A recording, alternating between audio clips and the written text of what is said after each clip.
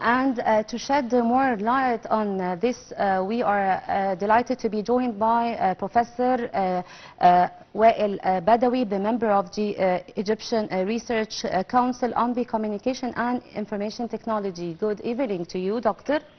Good evening, how are you? Welcome to you on Nile TV International. It's a pleasure having you. Thank you.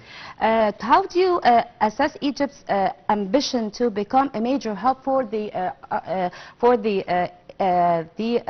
AI in general, artificial intelligence? Egypt has been on the path since the issuing of Vision 2030, and we had so many leapfrog steps. One of them were just you open more than 20-some new programs in 2019, focused on artificial intelligence. We have so many initiatives right now. The most recent one is to help any discipline with artificial intelligence component in their own field. Almost all of our funding agents and funding programs right now, they do have a special extra funding for AI. So Egypt has been taking steps in an integrated way, and this way Egypt will lead. The most recent report showed that Egypt has been jumping 6 positions in the readiness for AI. We had also leading Africa for security, security against cyber attacks. So we are moving in the right way. Okay, Dr. Wael, there is another question where how do you weigh the efforts exerted so far for the beginning of the new technology era in the country in general, in your point of view? Egypt realized that digital economy is the way and the path forward.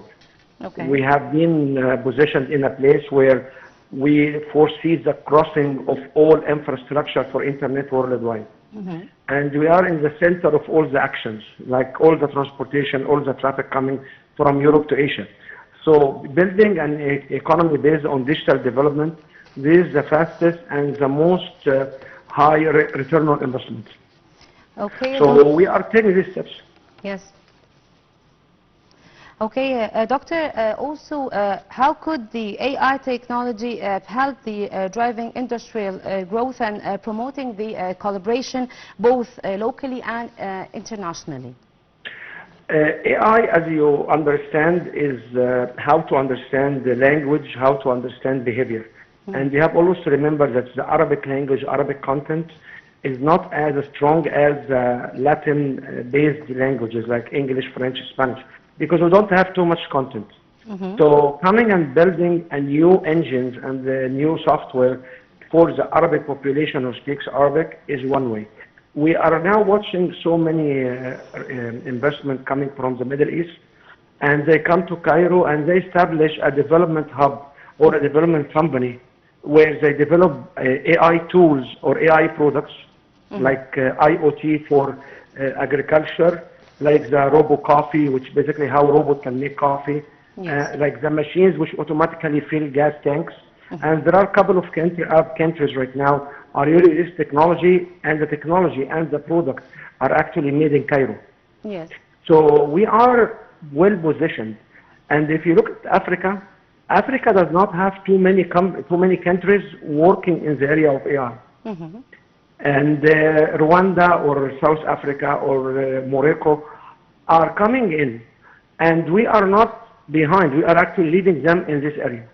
So Egypt, between the Arab region and the African region, we are in number 3, number 4, number 2, number 1, based on how you look at the classification. Yes. We are also have the close ties to Europe, and we are one of the leading countries who have AI laws and AI initiatives and data protection laws and so far. So we are actually the leader. With our president opening the data center for the government services, he established about a year ago the milestone that Egypt now is committed to move, that all government services are based on electronic tools, information technology, and the part of it is the AI. Well, Dr. Wael, as you said that we are the number like 2 or 3, to what extent would the AI can strengthen the digital infrastructure to boost the development and to create the job opportunities? Infrastructure is a challenging. Yes. And the challenge comes because the number of silicon chips built for AI are limited worldwide. Mm-hmm. And there is a major race between North American countries, European countries, Far East countries on acquiring this technology. And we may understand the visit of the President Trump last time where he cut deals where he will provide Arabic countries with chips like Emirates and Qatar. Yes. So we are in Egypt taking a different way. We emphasize our 5G technology. So we increase the communication. And this will allow us to use the infrastructure anywhere. We're also working right now on developing a faster internet, like the new 5 years plan Yes. for the AI Council. Yes. It focuses on increasing the capacity of the internet. Mm-hmm. So that's why we are looking more at connectivity more than building the local infrastructure. Saying so, Egypt has at least 3 sites under the Ministry of Higher Education and the Ministry of Communication and Information Technology, Yes. where we do have servers with AI. But they are at a size which cannot be commercial wide. But we do have kind of infrastructure where we build so many of the programs, especially for the need of our government. Well, Dr. Wael, turning to another point, which is the startups, Egypt pays a great attention to the importance of fostering the AI-driven startups to attract the foreign investments. How do you view this? We have to view this in the context of what's going on worldwide. So all AI initiatives and AI software we use without naming names are basically companies. Or consortium of companies. Yes. So we have to agree that the technologies now are developed by private companies, by startup companies, by small companies. So Egypt now is fostering investment into the small companies to catch up with the AI. And there is a program for the Ministry of Communication, a funding program, and in this program, which will close by the end of this month, they do have a special provision for AI. Yes. So any company will come with a product of AI, it will be funded, and in this way, we will be able to position these companies with products in front of investors to build more AI-based tools. Yes. Well, Dr. Wael, our final question that Egypt's AI strategy focuses on establishing the ethical framework and creating on the regulatory body in the international AI discussions. What be the outcomes? What will be the outcomes of these goals? Okay, I was actually a member of 2 different policies, and we wrote 2 different policies around ethical AI. For your viewers, we are not producers of AI.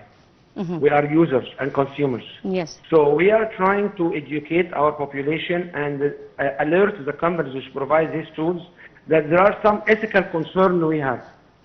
We are also looking at the EU, European Union, because the European Union is establishing right now a law for AI and for AI practices.